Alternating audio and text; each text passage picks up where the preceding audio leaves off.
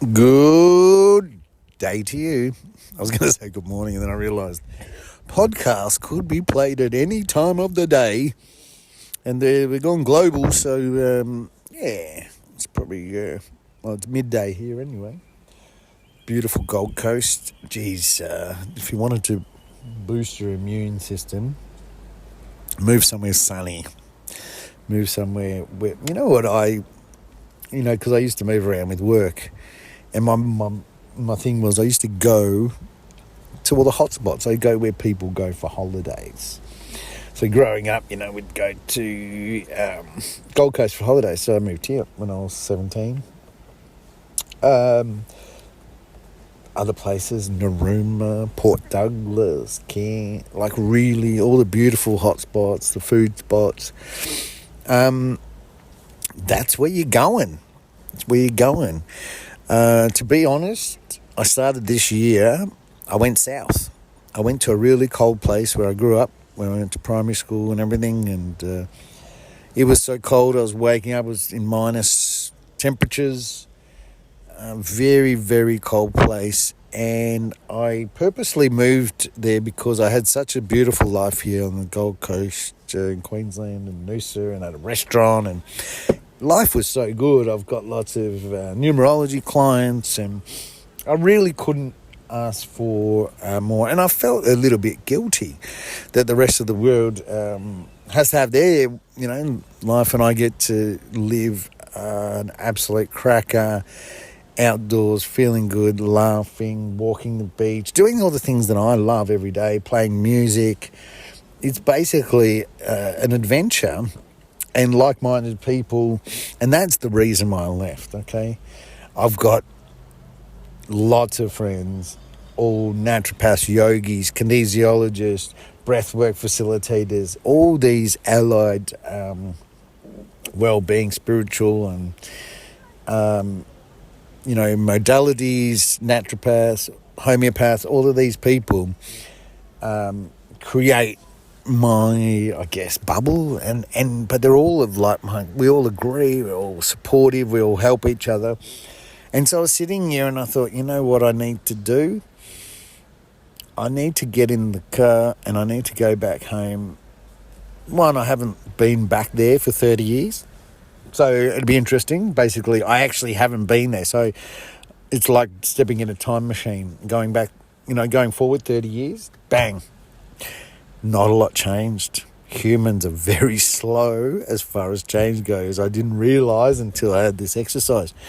So my thing was to leave where I'm loved, I'm supported, I've got a beautiful life, I have a great lifestyle, I'm healthy, everything's great, could not be happier.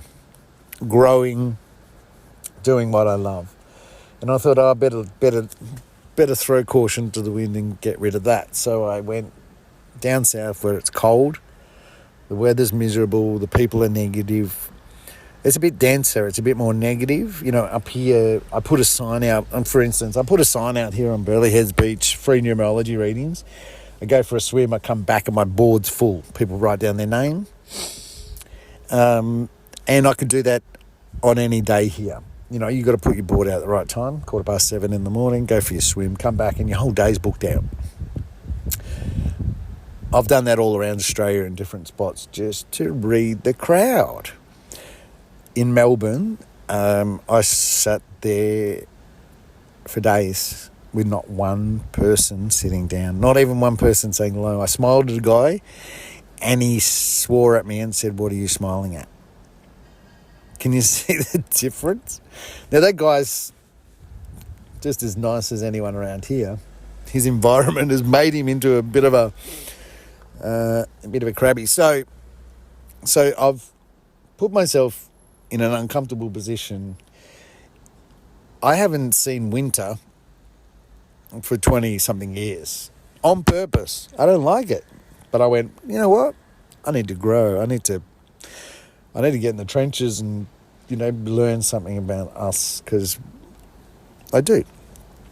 So I left this beautiful place and went to the cold, the dark, the dense, and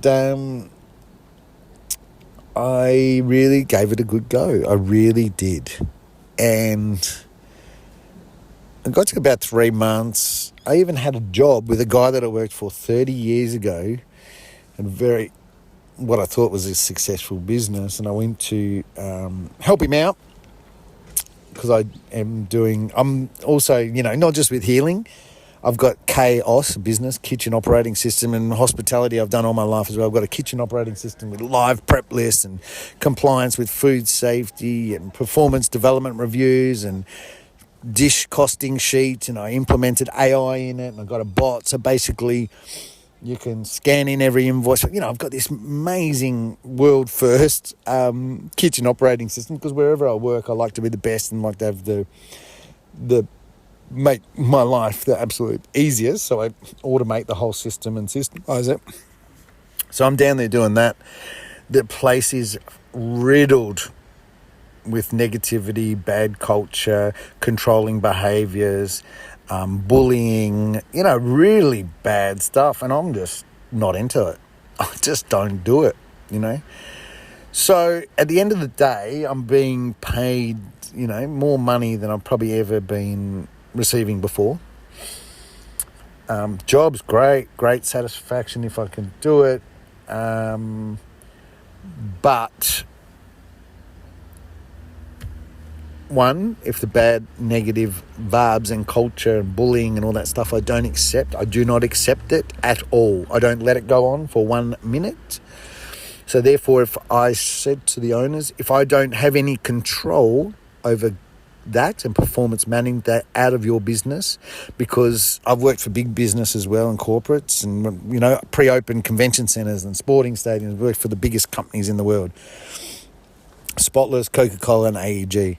3 of the biggest brands and companies in the world, and I work for them at their strategic top. So I know business and culture, especially.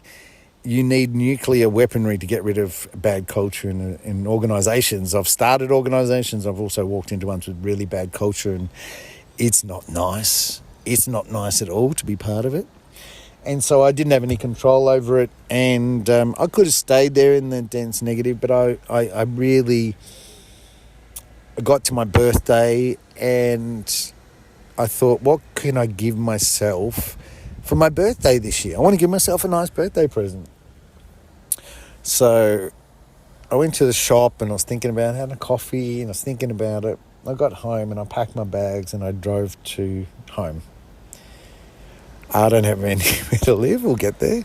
Staying in Airbnbs and caravan parks and whatever. But this is the sacrifice you need to make sometimes in your life, because we have become conditioned just to accept the shit, wallow in the shit, live in the shit, and have to deal with negativity. I don't have to. I choose not to. And I have chosen, instead of having good money, good life, but mentally being deficient, debunked, fucked over basically, I would rather have no money and be free and be in a beautiful place with beautiful energy. That's my choice, right? Every one of you has choices. And with duality, the only planet of free choice, your choices will lead you somewhere, and you'll get there and you'll have to live with it. And I'm here in paradise and I'll live with it. So, winning, what I'm trying to get through, you've got cancer, obviously, if you're breathing this, or you want to prevent your family from getting cancer. Winning is just the way of life for me. I went to open a convention centre. They gave me this strategic lady. What do you want? I want to win a gold plate award. Oh, let's strategically work it out. Bang, I did it. First year of opening a convention centre. Never been done in the history of it before. Same place. I won an international award for workforce strategy because we decided one of my strategies was to employ 30% Indigenous people to reflect the community outside the communities, outside of the convention centre. It went to ICA, which is an international congress for convention centres, and business development and general managers voted on it for a People's Choice Award. and 180 convention centres voted my initiative as the winner. Winning is a mindset. Winning is a way of life. When I was very young, I've got a grandfather who came out here in 1948 from Cyprus, and his work ethic was amazing. He was a beautiful man. But it was just, he just said, look, if you're going to do something, do it well. If you're going to be here for 40 hours a week, get something out of it. Learn something. Develop something. Win a award. Do something for the business that also helps you. Play a game within the business. That's what I do with the prep lists and kitchens and things. And I'm a winner. It's about winning. Mindset. I had an incurable disease myself a couple of times. I won. Yes, it wasn't as pretty as that. I had to go to some crazy... I didn't want to be here. This is how this all started. I got to a point where I went, after 8 years of chronically trying to bring myself down every day with this anxiety and then sleep for 2 hours and then back off again, I went, nah. So I pleaded with the universe. At this stage, I was the biggest atheist around. I'd never even thought about religion, got into it, whatever. I'd been going to a church from a very early age, but it was Greek church and I don't speak Greek, so I never understood a word they said in there. And I've been going there with my family and my grandfather. So these things, I was in a position where I pleaded with the universe. And then I went, I've read something that you can do this spiritually or that and that. And I just started testing. And then when things started coming back, then I'd try them out and then it worked. I went, oh, shit. I looked at the patterning of it all. And as a mathematician and all of it, and I went, oh, no. There is no randomness whatsoever. This is divinely put together. There is no mistakes. And so I changed my mind in a split second from being an atheist all my life to believing in a power greater than us. I always knew there was something out there. Sorry, I'm not that I'm a full-on atheist. I was one of those ones, and you might know them, you might be one of them. I was one of those ones that went, if there is a God, why would he have these people into say, why would they have that killing? Why would they have that? Why would they have that? And I didn't understand the duality in life, in that you had to have the bad to have the good. You couldn't have one without the other, and all the other things that go with it. I never even looked at religion, never even investigated, whatever. I was scared of it, and people don't really, when they know nothing about something. It's like AI at the moment, right? How many old people, old energy, I call them, don't even want to look at AI, don't even want to try it. I was one of them. Start of the year, a bit bored, had some time on my hands. Obviously AI is free, or there's a component of it's free. It still does everything, makes things, does things, bits and pieces. I start experimenting with it. Now I can't live without it. Isn't that funny? Something I kept away for a year. Didn't want to get involved. No, I'm a real person, da-da-da. But what AI does for me, for instance, with these things, my writing is still my own writing, but letters, blurbs, signs, posters, plans, checklists, all this menial task stuff that normally admin that usually takes huge amounts of time. I'll give you an example. Back home, I thought I better get a casual job or a job in hospitality somewhere. And I was like, what am I going to do here? And I thought, I've never really done the job thing with AI. So I put all my resumes in ChatGPT, and I said, look, there's 2 different jobs I go for. I work front of house and manager, or I do head chef. Don't take anything less. And so I loaded, I think there were 6 or 7 resumes in there. ChatGPT went through all of them, consolidated them, made them one that was focused on front of house and my managerial experience, and one on kitchens and head chef and all the major achievements. It's remembered everything from our conversations going along. It's had a memory for months now. So therefore it knows that I've done national TV shows with Paul Cronin on Discover Down Under. It knows that I've won, gold plate awards for excellence in hospitality and function event catering. It knows I've done workforce training. You know what I mean? All of those things embedded through it. And I'm like, wow, that looks better than it ever has. Then I get the job descriptions and I dump them in there. And it does a tailored cover letter for each position that I'm applying for. Funnily enough, the first one that I sent off got a message straight back with an interview down in Cavill Ave in the heart of Surfers Paradise, one of the busiest stretches in Australia, where I used to work when I was 17. I'm 51. I just turned 51 last week. So we're coming full circle. I've just been down to Mornington, worked with the guy that I worked with 30 years ago. Now I'm going for an interview. I don't know if it's something that'll suit, but we'll go there and find out. But what I'm saying is, crazy that it's coming full circle. But that AI that I was so scared of probably saved me 4 or 5 hours in all that admin stuff. All the little menial stuff is saving me time. Okay, I'm not going to get it to, I don't get it to create anything. I have very, very clear instruction sets to it saying, hey, these are my words. You can clean up a bit of spelling and grammar, but you don't touch my words. And it comes back going, yeah, clearly understood. Memory saved. Thank you. So we have, anything we have a fear of, and then once we know what it's about, you're going to be fearful of this cancer reverser.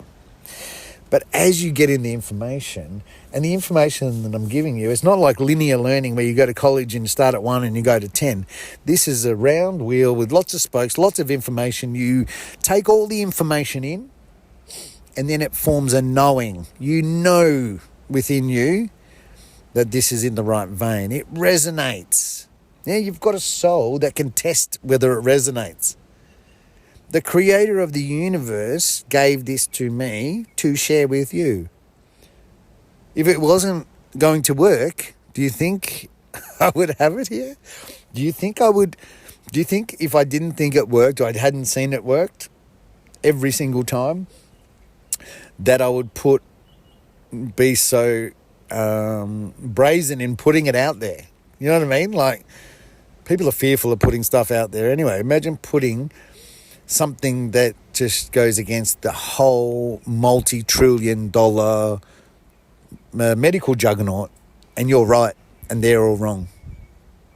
Hey, imagine that. That's me. I fucking love it. I love that. But then again, when I went for those awards, when I did that job, when I went and worked at that cafe and they became the best, it's just a winning mindset. That's all it is. Do you want to win or not? Or do you want to just be conditioned? Do you want to be in fear? Do you want to let other people rule, control you? Because that's what happens. This all started because I went to my doctor and I said, can I get off some of my medication, please? My family are saying that I'm like a zombie. What happened was he sent some emails and whatever, and someone from Pfizer, I was on Zoloft at the time, from antidepressants and stuff, came back and said they advised that Aaron stays on this medication for the rest of his life now that he's been taking it for more than 2 years because of this, this and this. It's changed this, da. I got so angry that I didn't take control of my health and that I let someone else give me something, not give me all the information about it, not care about me. They don't care about you. A doctor does not care about you at all. You are insignificant. If you die tomorrow, they will not care. They continue on, you don't. That's how irrelevant and insignificant you are to every medical practitioner. It's called medical practice because they're still practicing on you. Yeah? Don't get me wrong. I wouldn't go to a GP for, some sound advice, but emergency medicine is fantastic. It's people caring for people. And that's where the thing, you don't, in the past, every time someone's come in with something new and natural, whatever, they've gone, oh yeah, drop all of that. I'm not saying drop all of that. I'm saying everything's going to be a merge. Everything's going to be a meld.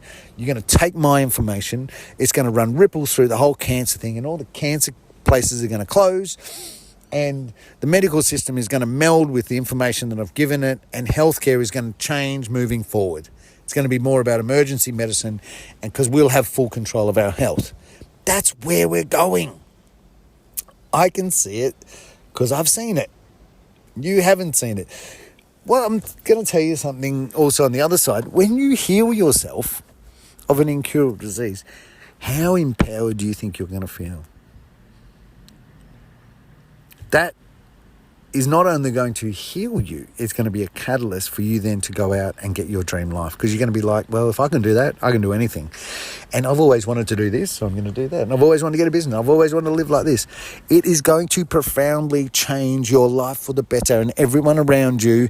And when this ripples through, bang, it's going to be magic. It's going to be magic. So I'm just going to keep sharing the magic with you. Share, share, share.